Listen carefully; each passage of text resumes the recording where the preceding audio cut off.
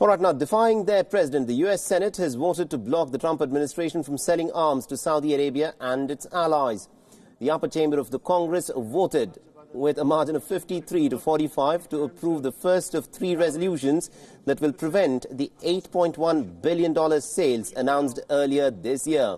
And just hours before the vote, Iran, remember, had shot down a U.S. military drone over the Strait of Hormuz. And if all resolutions are approved and then passed by the Democrat-controlled House of Representatives, then it would block sales of aircraft support maintenance and other weapons to Saudi Arabia, the United Arab Emirates and also Jordan. The U.S. House has said that the stopping of the sales will send a message that the United States is abandoning its partners and allies at the very moment when threats to them are increasing. Remember, Trump bypassed Congress last month in an attempt to push through the $8 billion deal, citing threats to Saudi Arabia from its bitter rival Iran. And also just yesterday, the British Court of Appeal ruled that British arms sales to Saudi Arabia were unlawful because they did not consider whether weapons would be used to commit serious violations of the international humanitarian law. Now, the United Nations has described the conflict in Yemen, which has killed tens of thousands of people, as the world's worst humanitarian crisis. While the court's decision does not mean that Britain must immediately halt arms exports to Saudi Arabia, it does mean there is at this point of time a stay on granting of new export licenses to sell arms to the kingdom. Now, Saudi Arabia accounts for almost about 43% of Britain's global arms sales in the past decade.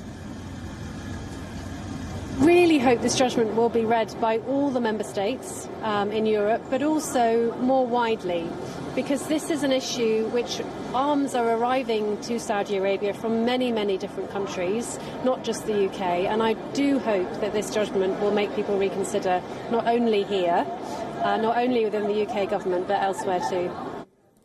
Now, with speculation that the United States is planning to place caps on the H-1B visa arrivals, the United States has now released a clarification rejecting all of these reports.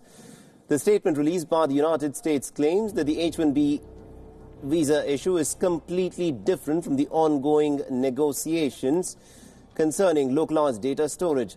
Now, speculations have, of course, been rife that the United States is mulling to put a cap on H-1B visas to counter the localized data storage policy of many countries, including that of India.